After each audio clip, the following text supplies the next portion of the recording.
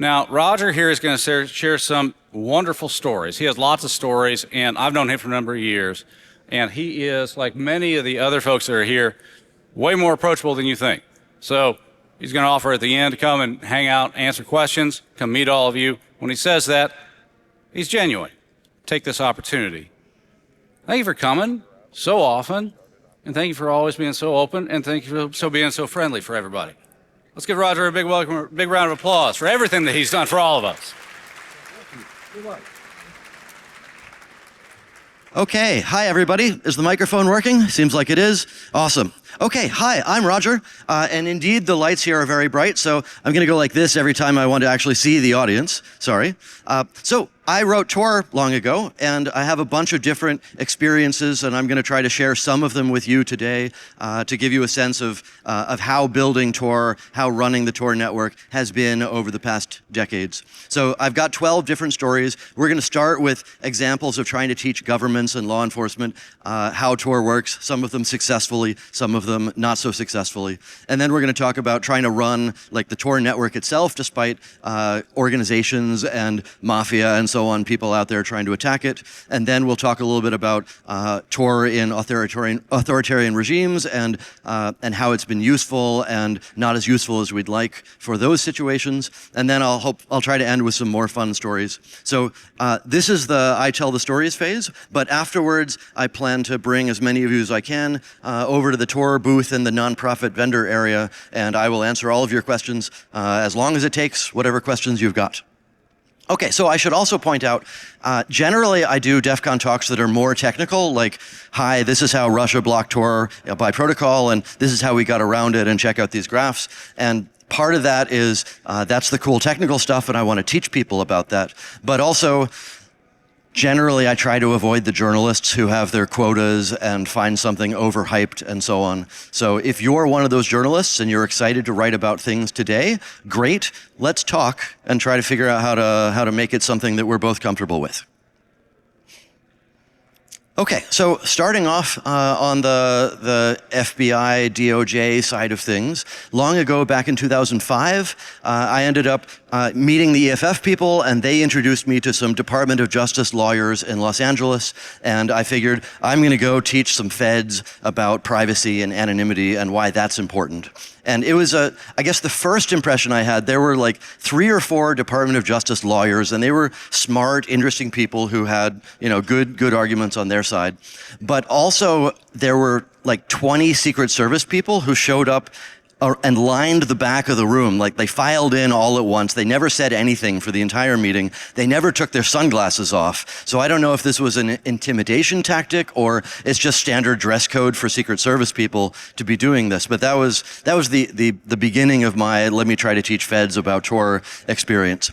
And part of the early realization I had, we were discussing backdoors and why they make no sense and why people shouldn't ask us for backdoors, and especially in an open source system like Tor, a distributed trust system like Tor, there shouldn't be, it doesn't even make sense to have a backdoor. And at one point I was explaining, and we've got EFF people who are happy to defend us if this happens, and anyway, nobody's even asked us for one. And one of the DOJ people jokingly, not jokingly, raised his hand and is like, can I have a backdoor? So now I can't tell people that the feds haven't asked for a backdoor anymore, because even back in 2005 they were asking. But as far as I know, nobody has done any actually written, formal, official requests for a backdoor, at least in this country.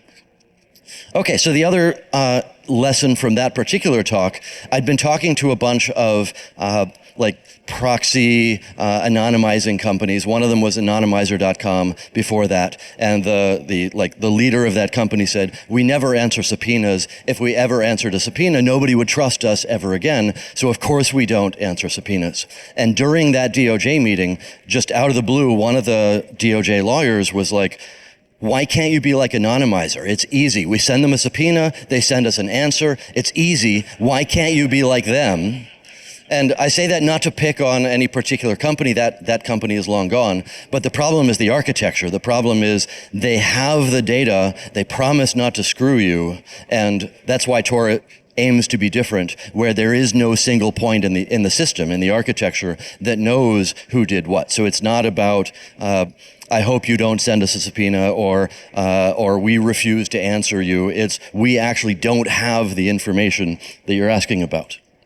Okay, so alongside those like Department of Justice stories, one of my side hobbies is trying to get myself invited to FBI conferences so I can argue with them about the importance of privacy and why backdoors are not so helpful. And one of the examples there, I'd been at like this 2-day workshop with a bunch of Facebook people and Google people and Twitter and a bunch of feds, and towards the end of the workshop, one of the like senior feds came over to me and is like, surely you have a backdoor. All these other companies that we're talking to, they all have ways of tracking all their users. I don't believe you that you don't have a way of tracking your users. And I tried all sorts of arguments of, distributed trust is important, it's a nonprofit, and none of those worked. But the one that did work was pointing at various FBI people in the audience and saying, those people told me they use Tor for their job. Do you want me to have the ability to know what your FBI people are doing on the Tor network? And that was the argument that finally sank in, that made him think, well, wait a minute, I guess there is something important to having an actually secure privacy system out there. And then I guess the other fun piece of that FBI teaching example is I was talking to one of the other FBI people at some like later conference, and there I was like arguing on behalf of internet privacy along with Microsoft people and Facebook people and so on. And the FBI guy is like, so you, Tor, have an image problem. You've got this like dark web thing, bad people, journalists keep writing about you. I have an idea. Why don't you take just a small number of your engineers, just like 500 engineers, and have them work on like press for 6 months? I think you could totally beat this. And it was at that point I realized that from his perspective, he's meeting with like Microsoft and Facebook and Google and Tor, and surely we're all like huge tech companies that have 10,000 employees, and boy, is that not the case for Tor. So that was a big gulf of expectations that was surprising. Okay, and here is my laptop locking, so I will try not to use too much time on the future slides. Nope, just for me. Okay, the slides are just helping me. I figure the good speakers don't use slides, so I'm going to see how that works for me this time. Okay, so story 2, similarly not in the US, this is in Sweden now. So we have a bunch of privacy civil liberties friends in Sweden, and one of them arranged a presentation for a pair of like Swedish government people. And one of them was the guy who tried to pass the data retention bill in Sweden, and he failed, and he was still bitter and angry that his citizens didn't understand the importance of surveilling the entire population. And the other one was like cyber forensics detective person for the Swedish government. So I sat them both down and I taught them all about Tor and privacy and the importance of having distributed trust and so on. And at the end, the data retention guy is like, you're all criminals. Only the people who want privacy, only criminals would do that. What are you doing trying to make the world a worse place? And I'm thinking, okay, great. I invited you here to have this conversation. Let's talk about like why all sorts of different people in the world need privacy. Let's talk about all the why backdoors don't make sense and so on. So I opened my mouth to start trying to have that next step of the debate with him, when cyber forensics guy stood up and said, actually, I use Tor every day for my job, and I use it at home too. Shouldn't everybody? And the look on data retention guy's face of, I thought we were here together to beat down these criminals, to like show them that privacy is only for bad people. What are you doing undermining what I think should be the Swedish government's position of only bad people need privacy? So that was an important lesson also. And I guess I should stop here because I was telling some of these stories to some folks earlier, and they're like, wait, you talk to cops? which is an important piece of how we as the hacker community get our messages to the right place. So yes, part of the challenge with making Tor succeed in the world is talking to other organizations out there that don't necessarily start off agreeing with us, including governments and law enforcement and so on. And there are, I guess, three big reasons for doing this. One of them is the Tor network needs a lot of different users so that they can blend together. You can't just have Egyptian activists in the Tor network, otherwise it doesn't provide the security that they need. You need to have governments and other groups all using the same network. So explaining to them why they also need privacy and why Tor can help them is an important piece of it. But if you don't buy that, the second example is I was talking to a friend who ended up joining the FBI, and he was telling me a story about being in a room with a bunch of Department of Justice lawyers, and they said, you know what we should do today? We should pass a law outlawing Tor. And he was in the room and got to stand up and say, I work for the FBI. I use Tor every day for my job. I need Tor. Are you trying to make my job impossible? And the fact that he was in the room that day meant that they moved on to whatever other bad law they were thinking about writing. So that's that lesson is really important in terms of having allies in the right place so that they can get the message to the right people. Because I'm not going to be in that room. And I guess the third example there is having somebody like that inside these organizations. Like, imagine you're running a relay and somebody did something bad through your exit relay and some law enforcement person shows up. Nothing you say at that point is going to convince them that you're not, like, helping some bad people somehow. They're like, I found the criminal, I'm dealing with this now. But if you say, call Russell down the hall from you, I'm not going to explain it, but he's your colleague and he will explain what this is to you. That has really been helpful in a lot of ways to have insiders at these various organizations. Speaking of which, Russell is no longer an FBI person, and we don't actually have a person like Russell. I figure this is a DEF CON audience, so it's what, 10% feds or something? So if you are one of these, in one of these groups and you're a Tor fan, I would love to meet you and turn you into one of our allies on the inside so that you can help to advocate for privacy and internet freedom and civil liberties and so on for all the people around the world who need it most. Okay, so another example in the fun talking to government side, we had a Tor meeting in Iceland in 2014, and as I figure I'm going to a new country and I will offer to do some sort of Tor training for the government cyber forensics people. So we reached out and we found both of the Iceland cyber people. Haha, it's Iceland. Yes, there are two, and invited them to come down and we talked about Tor for 2 or 3 hours. And at the end of those 2 or 3 hours, I'm like, okay, so I've explained a lot of things about Tor, and surely this is all you need. I was going to talk about onion services next, but surely you're full of information. And they're like, no, actually, onion services are really interesting. Please continue.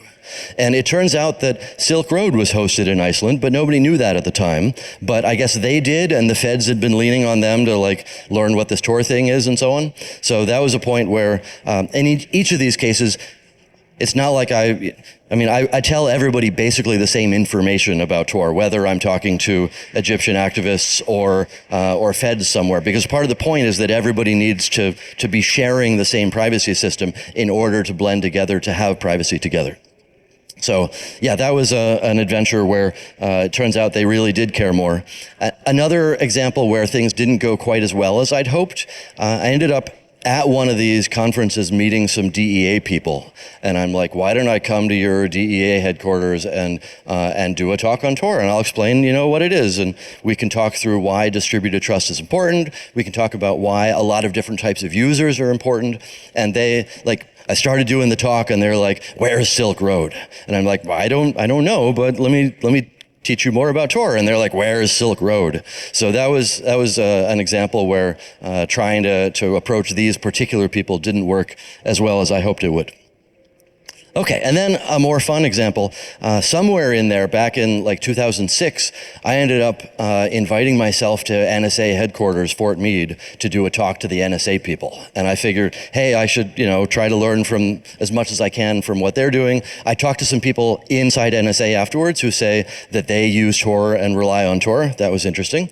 But the most interesting part here is they wrote some notes on my talk, and you can read these notes because Ed brought them out when he brought a bunch of Tor things out and sent them to the Washington Post. So you can learn all about what the NSA intern or whatever wrote about what I was presenting to them. And again, I was just doing an ordinary Tor talk, like the same, here are the types of people who need privacy, this is why privacy is important, and so on. But one of the fun examples from the notes, so if I'm doing a talk and the audience isn't like reacting at all, I need to do a little bit more outrageous statements. And there's one point in the notes where they're writing. And then he says, for example, in regimes where they don't follow rule of law, such as Germany or France or United States, open paren, not sure what he meant there, close paren.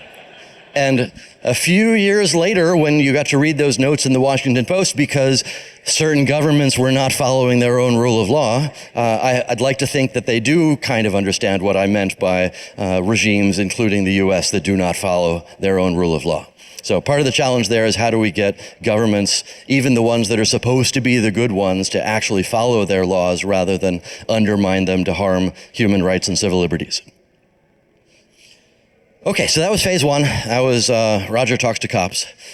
Phase two is talking more about trying to keep the Tor network itself safe, even from attacks and attackers all around the world. So the example that I have here, back in 2021, there was some guy, I think in Russia, and he was like DDoSing other onion marketplaces. And the idea, as I understand it, is you sell some bad stuff on the internet, somebody else sells some bad stuff on the internet, and there's like a DDoS thing going back and forth where you try to knock your competitors off the internet, so if they can't sell the bad stuff, maybe people will come buy your bad stuff. And I don't really care about, in fact, I don't really want people building these dark marketplaces on Tor because they're not actually helping us with our message about privacy and so on. But as long as they say to themselves and DDoS each other, not so bad. But it turns out that the DDoSes were splashing collateral damage on the rest of the Tor network because they were basically trying to overload onion services, and that was producing a lot of traffic on Tor while they were trying to keep up with the attacks and so on. And that was a problem because it was slowing down Tor. So I had just fixed some like fairness rate limiting thing where it slowed down the attacks because it slowed down the collateral damage on the rest of the Tor network. So at that point, I'm like, sounds good. We've at least, squeezed down these jerks who are trying to be, who don't care about the Tor network as much as they should. And then they switched to actually attacking the Tor network directly. They were making connections through Tor to the directory authorities to fetch the directory information. So from the perspective of the internet, there are like 5,000 computers all around the world who are DDoSing these 9 directory authorities to try to pull directory information from them. And then we started having ISPs that are like, I'm going to fix this DDoS by blocking that IP address. And suddenly we were getting more and more of the Tor network blocked in various people's block lists and so on. So that was, it was a theoretical attack that we knew about. Like, it's easy to rate limit per IP address, but if you're using Tor, we built an anonymity system. Turns out it's you can use that to get around the per IP address rate limits. Makes sense. So we knew this was going to happen eventually, but we were hoping it wouldn't happen then. We did have a fix, which is basically when you try to exit from the Tor network, we check whether it's a Tor relay you're trying to connect to, and if it is, then we disallow it. So we don't allow re-entering into the Tor network. That way you could build like infinite length paths and load things down that way. So that was, we figured out how to block that. We blocked that. I'd had sort of a miserable day where, or a miserable couple of days, I guess, where a lot of relay operators were sad because they were getting abuse complaints about how they were attacking somebody, and we were trying to explain to a bunch of block lists that they should not be adding more Tor infrastructure to the block lists. And you can see some of these attacks going back and forth where, like, sometimes our graphs show that we have 2 million daily users, sometimes the graphs show that we have 5 million daily users, and those extra 3 are these jerks doing their DDoSes. So that was, mostly sorted out, mostly figured out, and we'd been scrambling for the whole week. So there I am at 7 a.m. on like a Thursday, and this guy shows up to IRC, and he's like, yeah, that's me. I'm the one who's been doing these attacks. And I'm upset that you fixed the last bug because everything was going great. And I'm thinking, okay, what exactly is your business model? Like, I know there's this DDoS stuff going on. So how do you make the money here? How do you, like, what's in this for you? And he's like, well, I attack people and then I ask them to pay me to stop. And I'm like, so extortion. And he's like, more or less. Well, more, really. And I'm thinking, okay, this is definitely a strange person for me to be talking to. And he was explaining, I don't want you to add any backdoors. Can you like leave some bugs in? Surely there's a way that we can, make this work. I'll give you a cut of my profits. Like, I'm making a lot of money here, so surely you want some. And I guess in his world, he's like some Russian mafia dude, and it's all about the money. And why would you be on the internet at all if not to be making more money? So I am trying to like figure out, because the first answer is no, fuck you, dude. But he's the one who was just making the Tor network under attack for the last week. So I can't be like, I can't be as directly, screw you, go away. But I also don't want to be like, oh, tell me more. Let me stall you while you, like, give me at least 3 or 4 days to not be attacking the Tor network so I can finish patching things and finish making sure that relays upgrade and the Tor network can continue to exist. So that was part of a challenge where I'm like trying to walk the fine line between screw you and tell me more so that I can stall you, or at least, can you stop doing the attacks for a little while? And it was at that point where he says, so I just sent $10,000 of Monero to your donation address as a proof of my good faith, as like, just to show that, that there's plenty more where that came from, and maybe we can make this work. And then I'm thinking, I have criminal proceeds in the donation queue now, and like I know it because you just told me. Oh shit! Now I've got $10,000 that, like, if we ever turn this into actual Tor donations, then we've just broken I don't even know how many laws in various places. So as an aside, it turns out there is a way to light cryptocurrency on fire. The metaphor is you send it to the 0 public key, and nobody knows the private key for the 0 public key, so it just vanishes. So we ended up doing that in order to not cash out our criminal proceeds that the Russian asshole had so helpfully given to us. So that was, that particular story isn't over because those DDoSes are still going on and those marketplaces are still attacking each other. And that's part of a bigger issue about like sanctions and whether good cybersecurity people in Russia have other jobs that they can get besides criminal activities like this. And as we sanction them more, they have fewer and fewer options. So that is an ongoing story that we should be doing in the policy track. Okay, so let me talk a little bit about the things that have happened in authoritarian worlds around the past 10, 15, 20 years. So the first example is back in 2011 when Iran did its first DPI block on Tor. And before that, we'd been like, look, you can block us by IP address, but we're going to look like TLS. We're going to look like a browser talking to a web server. And who would block TLS? Like, hopefully we'll blend in well enough. This was back before phrases like pluggable transports and things like that, if you know that phrase. So before that, they'd just been blocking by address, and then the very first block, somehow Tor stopped working in Iran, and we're like, okay, did they block all of TLS? How did they do this? And it turns out we had a friendly DPI engineer, deep packet inspection engineer at Team Cymru who was looking at our packet traces, and he's like, I found this particular like constant in your source code. I don't know what it is, but when I change this number, stuff starts working again. And it turns out we had built TLS using Diffie-Hellman, like the appropriate protocol. And Diffie-Hellman has a parameter P, the prime, and we used a great prime. We used a prime from the DNSSEC, like RFC. We used a good solid prime, but we didn't use the same prime as Apache talking to as Firefox talking to Apache did. So we were using a different same crypto system, same protocol, same everything, just a different parameter. And the very first blocking attempt in the world of Tor by DPI turned out to be censoring the TLS protocol, looking at the parameter, the prime parameter we were using, which is not at all what we were imagining the first blocking thing would be. Surely it would be like, look at the cipher suites or look at the domain you're going to or something like that.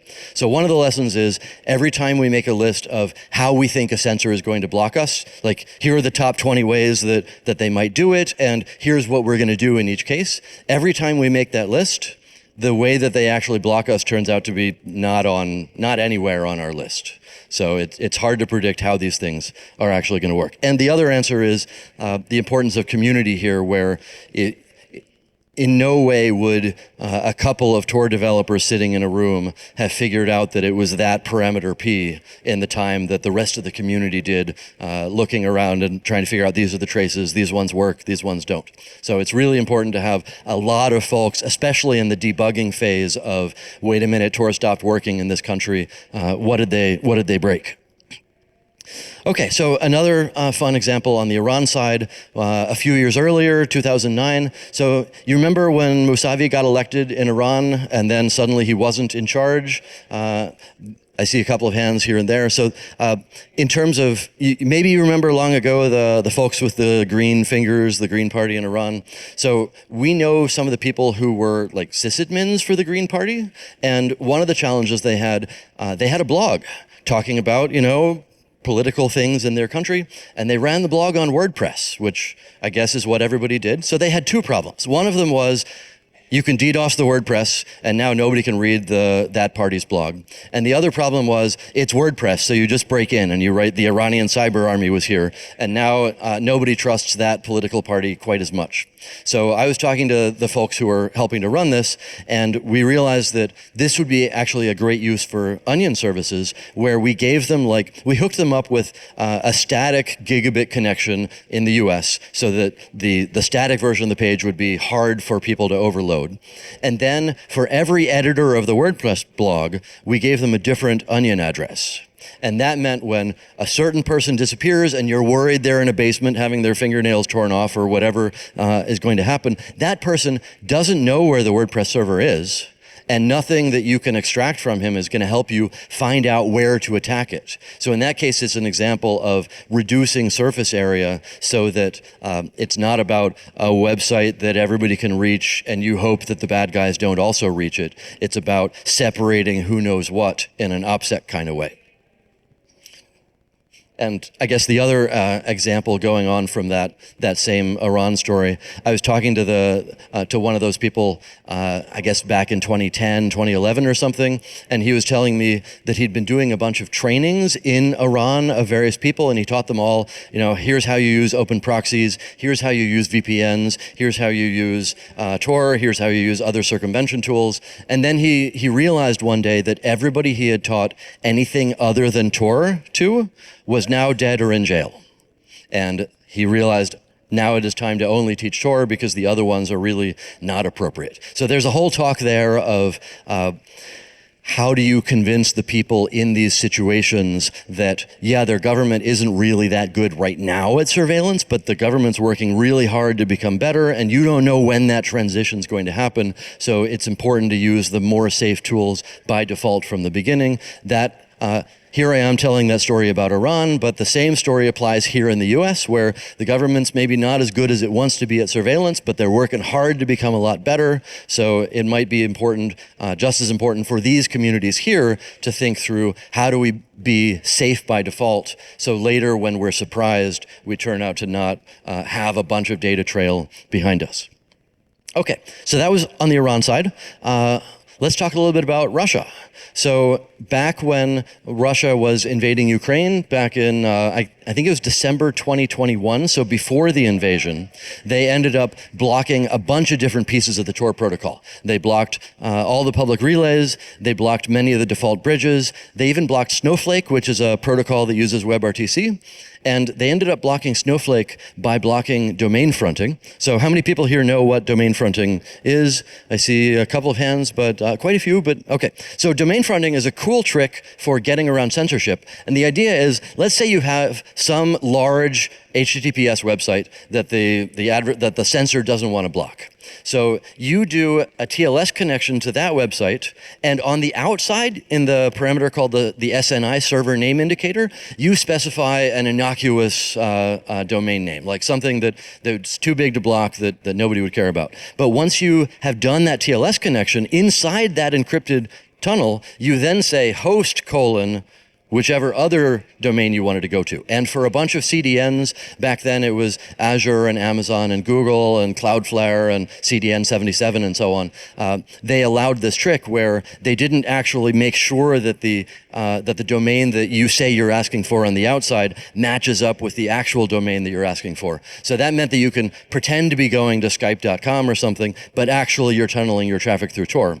And that was the way that Snowflake worked, where as the first step for Snowflake, the censored user does this domain fronting technique in order to say, hello, I'm a censored user, here's my IP address, I want to connect back from one of the volunteers. But Russia blocked this somehow, and we're like, wait a minute, how did they do that? And the goal is we picked like a big domain. It was, what was it called? ajax.aspnetcdn.com. So like, this is a website that has all the JavaScript on it that all the other websites on the internet use. So surely they wouldn't be willing to block a domain that's so integral to the rest of the internet. But yeah, it turned out that Russia just blocked the whole thing. And I'm like, oh my God, they blocked the front domain. That was really gutsy of them. And then we looked deeper and it turns out, no, they blocked it by IP address. And because Azure uses GeoDNS, they blocked all of Azure. So this is my no shit, let me tell you that story about the time I got Russia to block all of Azure for a day, accidentally. And I can't imagine that they actually thought through and said, I accept the collateral damage, but we're going to do this anyway. It seems much more likely they ran a tool, they saw where it connected, they're like, this is an IP address, let's shut it down. And they had no idea they just turned off Skype login, like Microsoft.com, like whatever else is hosted on Azure at the time. So that was an example where, again, things don't quite go the way that you expect them to go.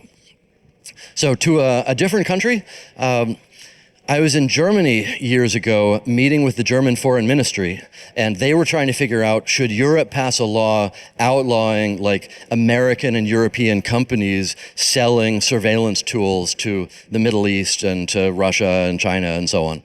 And it was a weird meeting because it was a bunch of policy people and politicians and lawyers, and I was the technical person there. So periodically they would lean over and be like, hey Roger, what does the developer community think of this topic? And here I am trying to like explain what every person in this room would be answering to that question. And I'm only one person, so I did what I could. But one of the interesting stories that I got after that, I was talking to a telecom engineer from Dubai. And we'd been arguing about like having backdoors in routers. They're not called backdoors, they're called lawful intercept by our government. But basically it's a backdoor in a router and you're relying on the local like legal infrastructure. You're relying on the judges to say yes or no on whether you can use the backdoor in the router.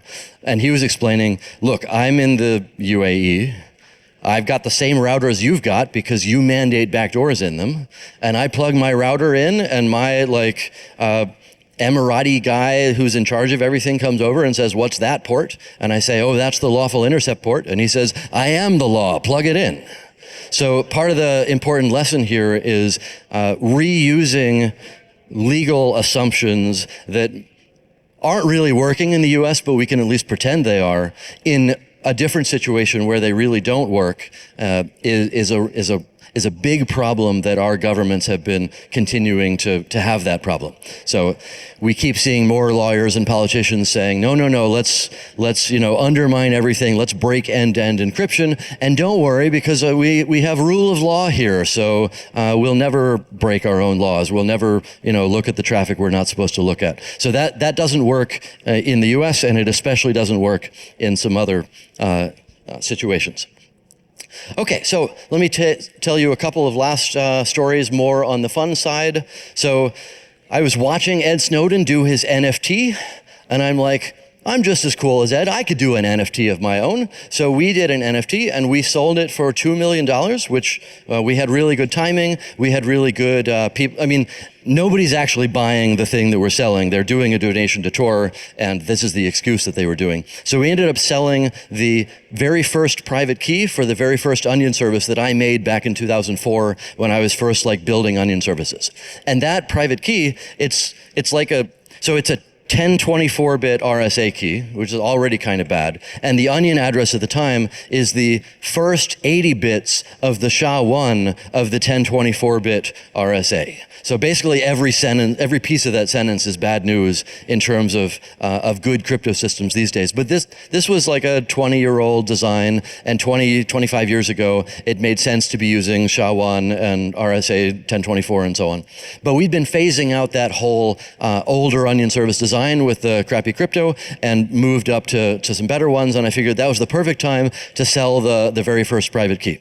So we did that, and a great group named Pleaser DAO did a big donation to Tor, which really, before that we were wondering, the pandemic has just started, our funding has just gone to shit, what are we going to do when governments don't fund and people are all getting laid off? So that was really helpful to have a big donation right then. But the fun part of that story was then the Pleaser DAO people invited me to their nightclub party. And at first I'm like, no, I'm not going to go get COVID at your party. No thanks. But then it turns out that was right at the time when New York City had the COVID vaccine cards. So everybody was going to be checked. So I'm like, okay, you scheduled this thing 3 blocks from where I live. It's fate. I should go. And I'm used to going to engineering technical places, and I can teach people about Tor and privacy and so on. Here I am doing it now. But this was a different situation. There were 3 categories of people there. There were the cryptocurrency bros who wanted to further their pyramid schemes. There were the finance bros who wanted to take money from the cryptocurrency bros. And there was the art. And I was the art. They're like, let me introduce you to Roger, who I just bought for $2 million. And I'm like, well, that's not how I would have framed it, but yeah, that's not wrong. And there were other interesting art people there, like Nadia from Pussy Riot was also the art that they had bought an NFT from. And I got to talk to her about stories of apparently so they did something that pissed off Putin, and they, for 3 weeks, stayed in Moscow, moving from place to place, always using Tor, and the Russian secret police, who were instructed by Putin to go find those people, failed to find them for 3 weeks because they were using Tor, and then one day one of them didn't use Tor, and then they got arrested. So that story happens over and over also. So it was fun to hang out with the other art in that situation. Okay, and then the last one that I wanted to talk about is doing this sort of Tor talk to other DEF CON audiences. I was talking to Jeff Moss, I guess, 5 or 10 years ago, and I was trying to explain, I'd love to go to China and I'd love to reach the audience there, and I don't think it makes sense for me to go to mainland China. It would probably be fine, but what if it isn't? But I mean, you've got this DEF CON Beijing thing, so wouldn't it be great if I could go do a Tor talk at DEF CON Beijing, but I'm not sure if it would be safe. Is there a way to make it safe? And Jeff's like, well, the DEF CON Beijing guy is 2 tables down. Let's just go ask him. So I go over and I do my pitch. I'm like, hi, I'm Roger. I want to go to Beijing and talk to the DEF CON audience about Tor, but I'm not sure how we can make this safe. Is there a way to make this so that I don't end up arrested?